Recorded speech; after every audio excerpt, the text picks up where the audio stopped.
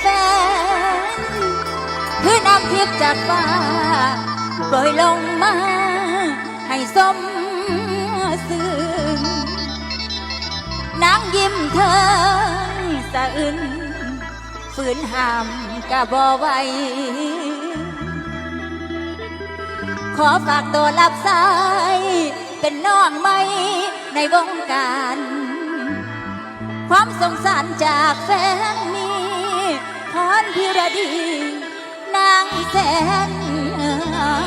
ปลื้ม